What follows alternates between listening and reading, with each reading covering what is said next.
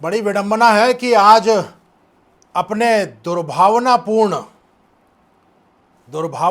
उद्देश्य को लेकर के सत्ता ने देश को, भारत को, हमारा सपने का भारत, उसको अगड़ा और पिछड़ा में बांट दिया है। पूरा देश, भारत का समाज अगड़ा और पिछड़ा।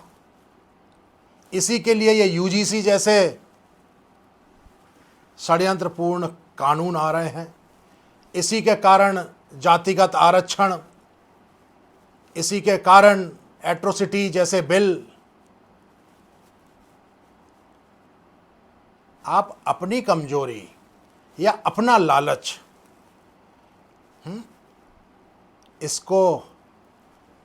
इसको सिद्ध करने के लिए आप कहां तक जाओगे? कहां तक जाओगे? अगड़ा और पिछड़ा। आज स्थिति क्या बन गई?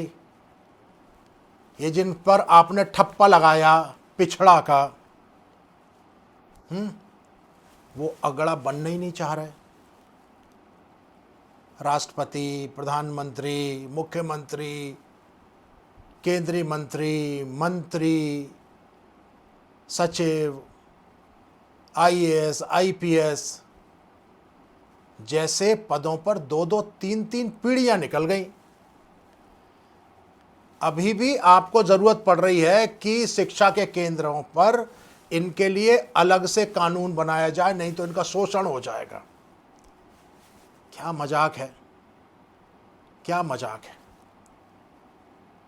ये अगड़े नहीं बनना चाह रहे। सरकारी स्तर पर बहुत दोहरा मापदंड चल रहा है इनके मस्तिष्क में। सरकारी स्तर पर आप राष्ट्रपति बना दीजिए, कुछ भी बना दीजिए, वो अगड़ा नहीं बनना चाह रहे हैं। बनना ही नहीं चाह रहे, आप कहां से बना लोगे? हजारों करोड़ों की संपत्ति वाले भी आपके पिछड़े वर्ग में से हैं। बड़ी संख्या में विदेशों में बचपन से पढ़ाई करने वाले भी हैं, बड़ी संख्या में आपके पिछड़े वर्ग से। हाँ, जिनको आप दलित या पिछड़ा का टैग लगाते हो, बड़ी बड़ी संपत्तियों वाले भी हैं। आर्थिक रूप से संपन्न हो गए, सामाजिक रूप से संपन्न हो गए, राजनीतिक रूप से संपन्न हो गए, लेकिन पिछड़ा का टैग आप सोच रहे हो पिछड़े से अगड़े में ले जाओगे। नहीं ले जा सकते। क्यों नहीं ले जा सकते? वो जाने को ही तैयार नहीं है, नहीं जाएंगे। हाँ, क्योंकि कहां नहीं जाएंगे? केवल सरकारी योजनाओं में नहीं जाएंगे।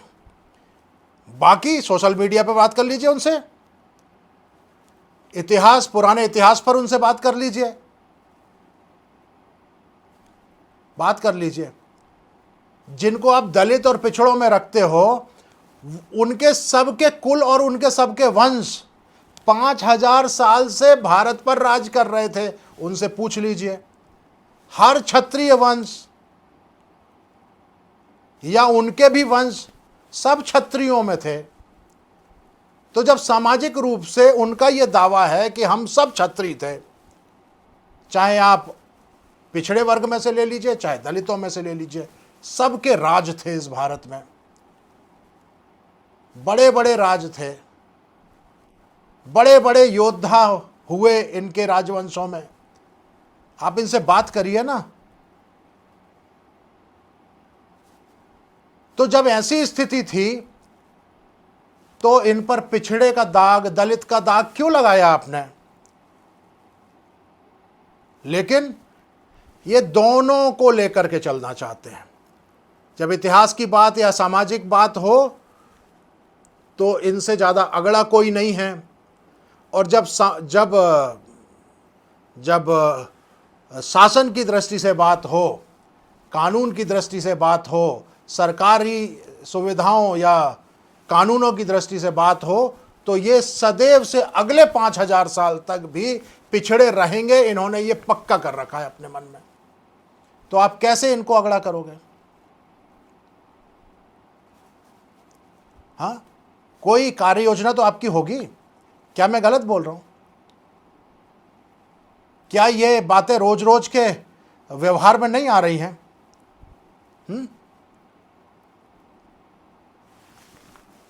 अखिलेश यादव के समाज के लोग अपने आप को पिछड़ा कह रहे हैं, जो उनके राजनेता हैं। अखिलेश यादव स्वयं अपने आप को शूद्र कह रहे हैं। समाज अपने आप को किसी राजवंश से जोड़ रही है।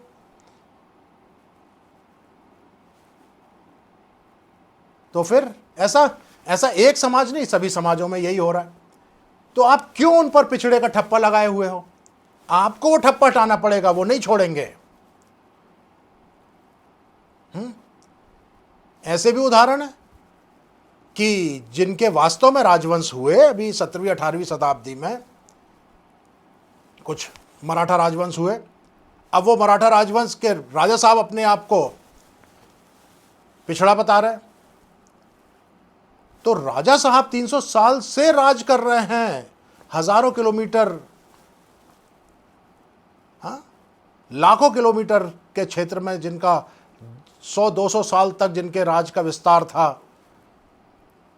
संपत्ति उनकी लाखों करोड़ की संपत्ति है। वो स्वयं को पिछड़े वर्ग से बोल रहे हैं। तो जब 300 साल तक राज किया, आप पिछड़े वर्ग के ही थे। आपके यहां जो नौकरी कर रहे थे छत्री, वो अगड़े वर्ग थे। ऐसा हो सकता है राजा साहब पिछड़े वर्ग के, उनके यहां नौकरी करने वाले छत्री अगड़े वर्ग के। क्या मजाक, क्या मजाक है! क्या आधार बनाया आपने इस वर्गीकरण का? क्या आधार बनाया? पिछड़े अगड़े नहीं होना चाहते वो सामाजिक रूप से, अपने उन्हें मालूम हम हैं अगड़े, आर्थिक रूप से अगड़े हैं, सरकारी योजनाओं में नहीं होंगे कभी भी। फिर क्या होगा? क्या होगा? अब आप फंस गए। अब आप फंस गए। आपके हाथ में कुछ भी नहीं अब रह गया। ब्लैकमेल हो रही है सत्ता, अब ब्लैकमेल। फिर आपने सोचा कि एक काम करते हैं, अपन अगड़ों को पिछड़ा बना देते हैं। पिछड़े तो अगड़े नहीं बन पा रहे, अगड़ों को पिछड़ा बना देते हैं। हाँ, तो उनका शोषण आप कर रहे हो। जिन पर अगड़े का ठप्पा लगाया उनको आप ही पिछड़ा बनाना चाह रहे हो। आप चाहते ही नहीं हो कि वो अगड़े रहें। अगड़े का ठप्पा किसने लगाया? आपने ही लगाया, सरकार ने लगाया। अगड़ों ने तो लगाया नहीं, आपने ही लगाया ना। सवर्ण, हाँ, सवर्ण शब्द कहाँ लिखा हुआ है? कहाँ लिखा हुआ है? किसी भी धर्म ग्रंथ में लिखा है सवर्ण?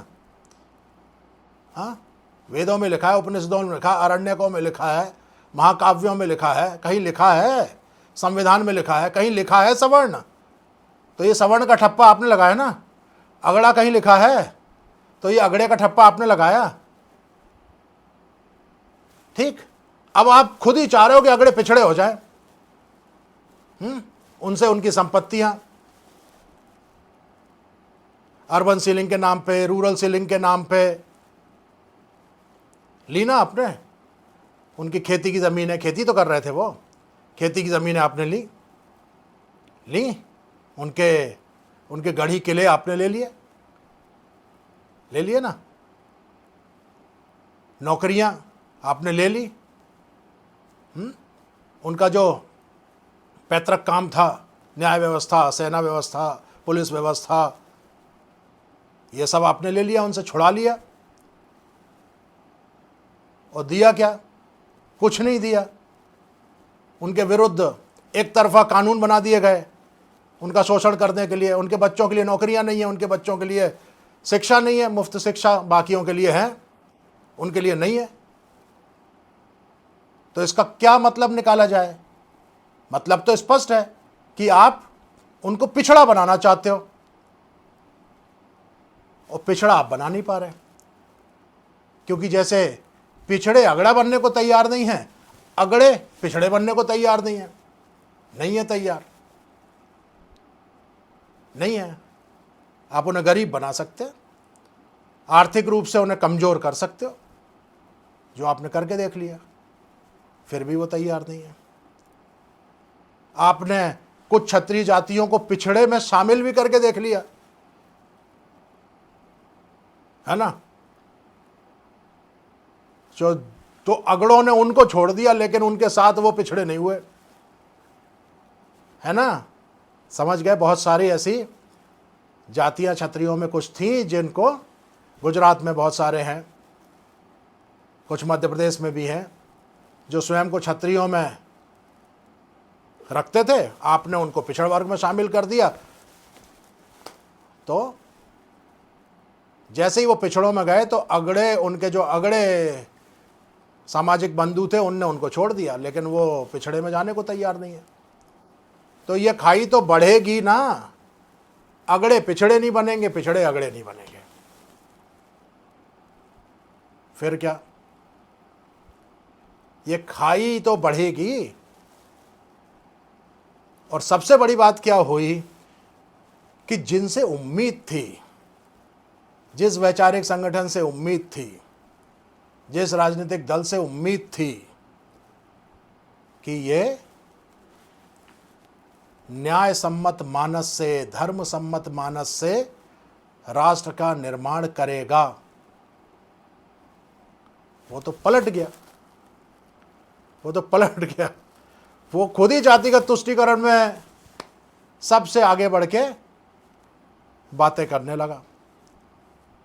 हाँ, तो ये बात मालूम थी, सनातनी समाज को मालूम थी कि आज से 20 साल बाद, 30 साल बाद ये जो इस्लाम, कट्टर इस्लाम जो छा रहा है, अपनी संख्या बढ़ा रहा है, हाँ, जो पोलराइजेशन ऑफ पॉलिटिक्स हो रहा है पिछले कितने कितने कितने दशकों से, उसका चुनावी पैटर्न देखा आपने इस्लाम का भारत में, कितना यूनिफाइड है उनका। तो ये बात समझ में थी कि ये 30 साल बाद जो है भारत को इंडोनेशिया बना देंगे। अब वो 30 साल तक पहुंचने तो दे ये सत्ता।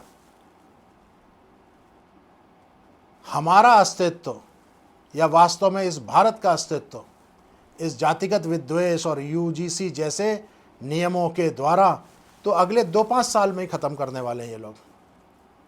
तो हम जो विचार किए हुए थे 30 साल बाद धर्म का युद्ध लड़ेंगे, धर्म युद्ध, ये तो अस्तित्व का संकट खड़ा कर दिया इन्होंने, यूजीसी जैसी बातें ला करके। ये पलट गए, बहुत अविश्वसनीय लोग हैं, बहुत अविश्वसनीय, पलट गए।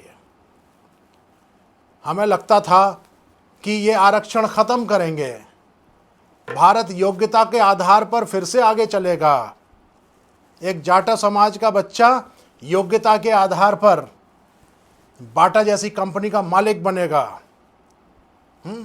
एक प्रजापति और विश्वकर्मा समाज का बच्चा अपनी योग्यता, अपने स्किल डेवलपमेंट के आधार पर एल&टी जैसी कंपनी का मालिक बनेगा। हाँ, वाल्मीकि समाज का बच्चा दुनिया की सबसे बड़ी हाउसकीपिंग कंपनी बनाएगा, ऐसा मुझे लगता था। आरक्षण का चुग्गा दो, अपने वोट खरीदो, और कुछ नहीं। हाँ, या तो आरक्षण, या यूजीसी, और या फिर ये नगद जो सीधे सीधे खरीद फरोख्त शुरू कर दी। सत्ता चाहिए आपको, सत्ता तो अंग्रेजों को भी सत्ता चाहिए थी, आपको भी सत्ता चाहिए,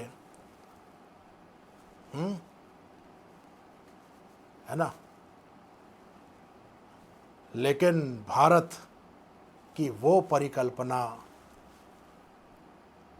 जो भारत में अपने अपने संप्रभुता संपन्न स्वतंत्र राष्ट्रों को लेकर आए हुए राजपूतों ने देखी थी, वो सपना तो आपने खत्म कर दिया हमारा।